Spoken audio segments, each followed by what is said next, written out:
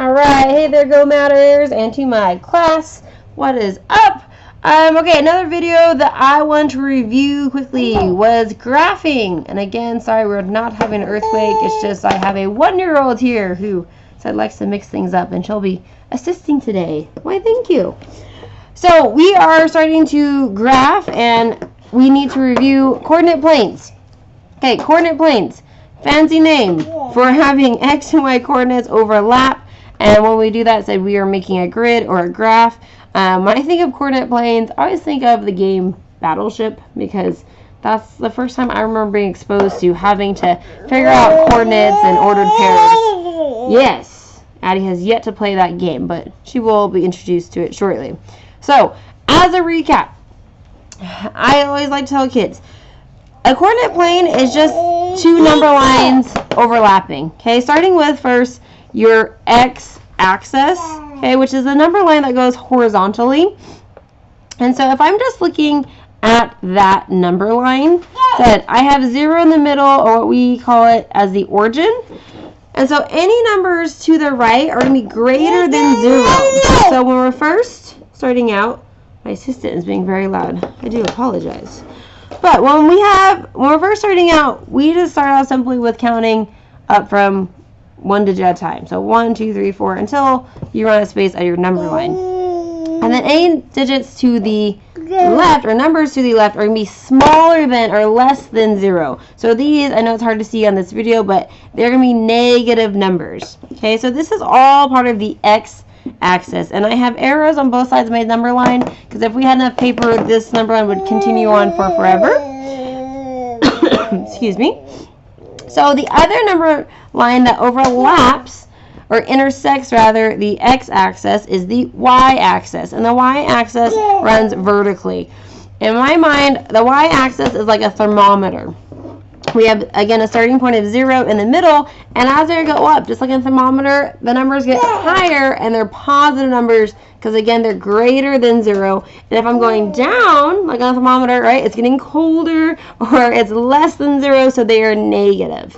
Okay, so we have two axes that overlap one another or intersect, creating this coordinate plane. Now, some other features that you'd have to know for... Oh, hold on. Small interruption from Miss Addie. Is that a coordinate plane has 4... Oh, we're getting all confused here. 4 quadrants. And so we start in the top, right? And we call that quadrant 1. And if you're looking at a math book, they're going to show it as a Roman numeral 1. So this is not, letter I square. This is the Roman numeral 1, or quadrant 1.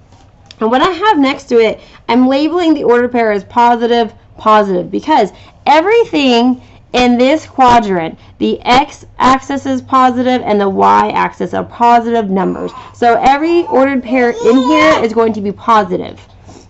Thank you. Now, in quadrant 2, I've labeled it where it is negative, positive, keeping that first number, or the x coordinate, is going to be negative, and the y coordinate is going to be positive. So it's negative, positive.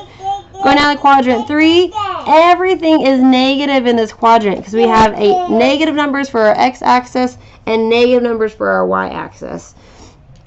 And the last quadrant, quadrant 4, is going to have positive x values and negative y values, because if I'm looking here at my x-axis, they're positive numbers. On the y-axis, they're negative numbers. So all in all, I said we have the x-axis, the y-axis. We have 4 quadrants going counterclockwise.